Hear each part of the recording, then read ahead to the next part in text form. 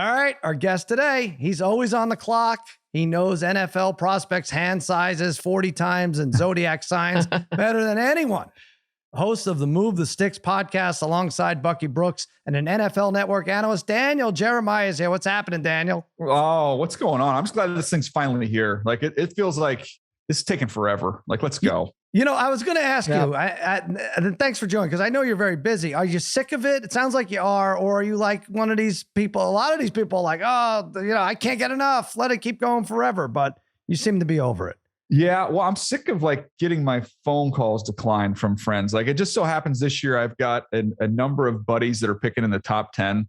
So when you have buddies that are picking in the 20s, like there's just life is normal because they don't know how the draft's going to fall. They're not guarding every single word that they say. You've got friends with, a couple picks inside the top 10. Like they're not calling you back. Like it's just not happening. That's how you learn who your true friends are, Harry. That's why I'm hoping Harry never owns a team. You know what? I do respect though. And when I say this, you'll probably drop a new draft, a mock draft today, but I respect that you've not come out with a new one since March 22nd, when some of these other guys, every 18 hours, they put out a new mock and it's nonsensical, but I think you see that, right? Well, I got to do one more, which they do the night before, which is Wednesday night. Mayock had the best setup, Sal. He just had to he convinced them that he would only do one a year. So he did one mock draft the night before the draft. That was it. That's all he had to do. There was a time like when I first got over into the media, I was doing like 8 or 9 of these things. And I'm like, this is too much. And it's like, you just start to do stuff just to do stuff like, this would shake it up. Let's try this. But now I think I do like 3 or 4 a year, which is a good number. But I've had, like I said, I've had a couple weeks. And now there's actually some excitement of just kind of, okay, where could this thing go? Yeah. And in terms of like, nobody knows the trades, right? Like you could say, okay, this team needs this. Yeah, sure. So what is a good first round mock draft for you? Like if you got 9 out of 32, would you be doing backflips? What's your best ever? Oh gosh, it's not much higher than that. I want to say maybe 11 or something like that. I think last year, Charles Davis, my buddy, he got like 15 or 16 right. Like it's crazy number. But yeah, it's just one thing kind of throws it all off. Like if you had one team that it's this guy or that guy, and you get some information, you talk to somebody and they give you the wrong one, the dominoes that fall, you're like, oh, I'm screwed. I'm out. Like it just ruined the whole thing going forward. Right. So I look more at like the number of names. So I think most years it's been pretty good about having 28, like 26 to 28 of the 32 names, right? Whatever order they go in, trades impact all that stuff. But I just want to make sure that I'm kind of zeroed in on the right guys.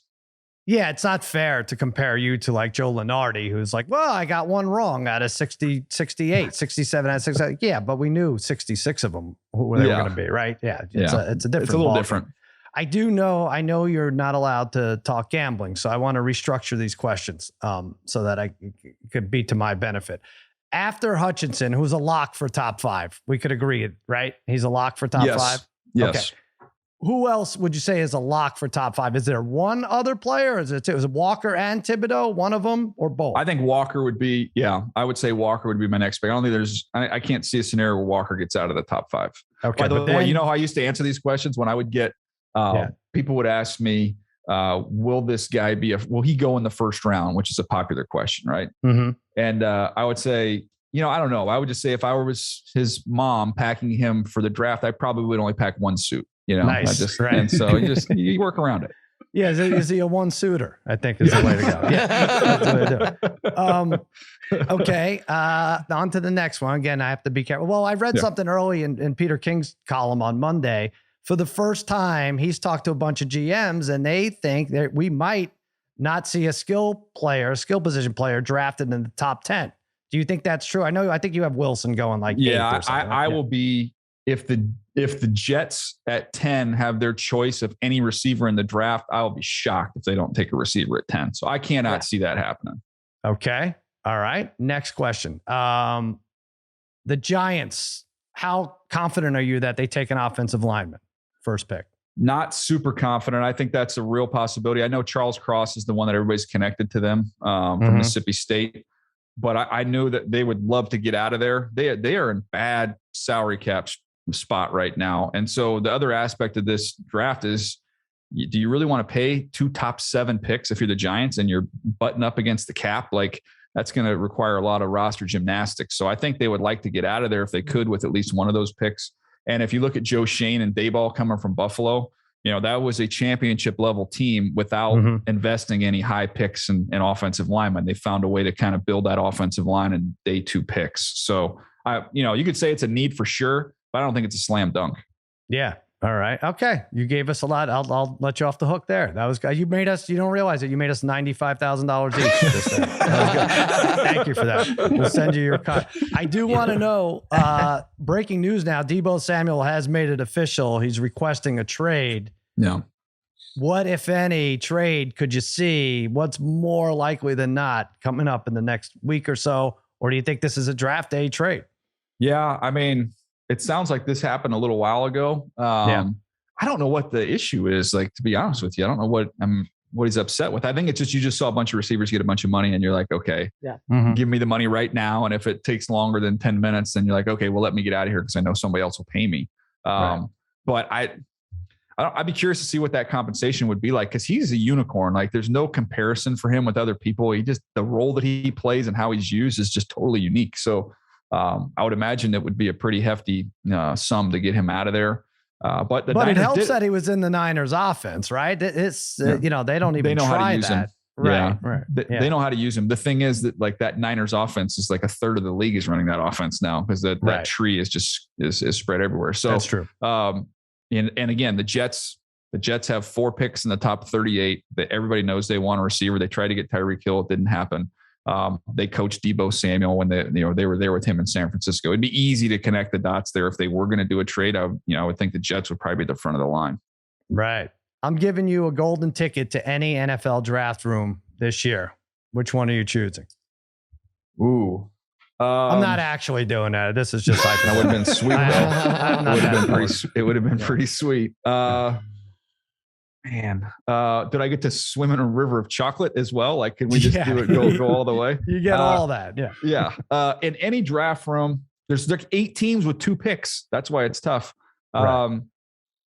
I would say the Jets. I'll go with the Jets because you got 4 and 10, 35 and 38. I think I'd be almost more excited about 35 and 38 in this draft than I would be about 4 and 10. Really? Interesting. And what are they? So, okay, that's good. But I wonder if you go with a team who picks a quarterback. Do you see like 3 quarterbacks taken, or do you think Detroit waits? I mean, I know they want that 5th year. You want that, exemption. What would you say? Like three quarterbacks or 2 first round? I think 2. And I think I just keep coming back to the same thought. Like, if you're getting ready to write that name on the card and turn it in, how does that thought creep in your mind? Like, oh my gosh, a year from now, we're going to want better than this. Like, are we going to be right back in the quarterback market again? Am I really going to spend a pick on one of these guys? And you look around, I mean, like, say you're in the AFC and you go, okay, Mahomes, Herbert, Burrow, on and on, and all those, and I'm like, and I'm gonna trot out, Matt Corral or Desmond Ridder, that doesn't get me very fired up, man. I think I'd be more willing to say, let's build up the rest of the roster until we can find the guy we want. And by the way, so 2 years ago, this shifted, right? Because we saw Burrow, we saw, all right, Tua, whatever. You saw Herbert, like, oh my God, let's go get one of these. And then I think Trevor Lawrence has shifted what the narrative you're speaking of now. It's like, he was a generational player, may still be good, may still be great, who knows, but not competing with those names that you just mentioned, right? So why would at least with him, though, at least with Trevor, like, you can see his size, like athleticism, arm strength. Like, you can envision a day where he can compete with those guys. He was terrible his first year, but at least you can have the imagination to see where that can go. The ceiling on a bunch of these quarterbacks this year is just much lower. Right. So all that said, Malik Willis, Lions, or if you had to pinpoint one quarterback to a team, is that the best matchup? I was actually, if you'd asked me a week ago, I would have said Malik Willis Steelers is probably the most likely fit. But everything I've heard in the last couple of days has been at, pointing Kenny Pickett more towards the Steelers staying home there in Pittsburgh. So interesting. If I had to pinpoint one team with a quarterback, I guess I probably would go there. I'd probably go Pickett, Pittsburgh. Wow. All right. That's a good one. Damashek would be he'd be so tough to deal with if that happens, by the way. No, he's weird. He wins. I don't know. He doesn't want to make the playoffs. I don't know what he does. He brags about the city of champions. The Pirates are not in it to win anything. They're clearly tanking from game one. The Steelers are going to do this with Mason Rudolph. Maybe Duck Hodges comes back. He likes the way they knuckleballed their way to the playoffs, but they're really not a good team, right? Can I tell him that? Yeah. No, you can tell him that. You can even attach my name to it, and then he'll start. Then it'll always devolve into like a Mario Lemieux conversation, and then it's just like it's all spiraling after that. Everything does for sure. True. I wanted to ask you now. Listen, the best thing, if you could ever pick Mr. Irrelevant, that would be the greatest, right? Who cares if you get 31 out of 32 in the first round? If you could pick Mr. Irrelevant, the very last pick in the draft, do you have any jokes? Could you even guess? That's the coup de grace right there. That's every draft analyst's dream, to be able to nail down. There's no worse feeling in the world, by the way, to be sitting there on the desk. And then, the day 3, the picks are going so fast. We aren't going pick by pick. So a board will pop up and it's like, here are the last 10 players. Well, I'm like, I can talk. I know 8 of them, so I can talk about it. But there's always 1 or 2 pop-up guys that you didn't know about. And so the worst is being there, Mr. Irrelevant. Boom, pick is in. Rich Eisen, DJ, tell me about this guy. And you're like, Rich, I watched 400 players. This is not one of them. So I can't help you. I don't know what to say. He's irrelevant. That's the whole idea about being irrelevant. Nobody really knows about him. Otherwise, we'd have a nice scouting report. Well, it's great. All right, hit us with one bombshell. One that's going to knock everybody's socks off. Something happens next week. One bombshell. You know what? I'll say, of all these receiver rumors, it looks like AJ Brown's not happy. You mentioned Deebo Samuel. There's DK Metcalf. I would say that the bombshell could be DK, just because in a draft day trade. Because when you look at the Niners, like, what's the motivation for them to trade Deebo Samuel? Like, they're knocking on the door to try and get back to the Super Bowl. It's a good roster. It's a really good team. You look at the Titans; they beat everybody in the AFC last year, and then they found a way to lose a playoff game when they had 9 sacks, which I still don't know how they pulled that off. Yeah, right. But for them to trade AJ Brown makes no sense. The Seahawks are not any good. Like, they have no quarterback. This is a rebuilding process. So of all the veterans that could be moved, that'd be the one I think I would keep my ears open for. That'd be interesting. Wow. Imagine if he ends up in Denver again. I mean, they have enough pieces to trade to make that worthwhile, or not again, but with Russell Wilson again. Yeah. All right. We'll look out for that. Daniel Jeremiah, thanks so much. NFL Network live coverage 2022 draft in Vegas. Are you going to go crazy? Where are you staying in Vegas? I think we're at the Bellagio. I think our set is like outside the Fountains, if I'm not mistaken. I guess I'll find out Monday. But nice. Yeah, that'll be fun. You should show up really, really drunk. See what they do. What's funny is that I don't drink, so it would probably take 6 ounces of a beer, and I would probably puke in the bushes. So it wouldn't take much. By the way, 3 out of 4 of us don't drink here. I think you can guess the one that does, but we appreciate that. That's not me. Yeah, Harry's a drinker. Harry's drunk. Harry's drunk as you're talking to us right now. Yeah, right. He's on the weed soda. It's 420. All right, Daniel, thanks so much, pal. I appreciate you coming up. All right, thanks. Appreciate you. Man, thanks, Daniel. Take care. Nice job, Daniel.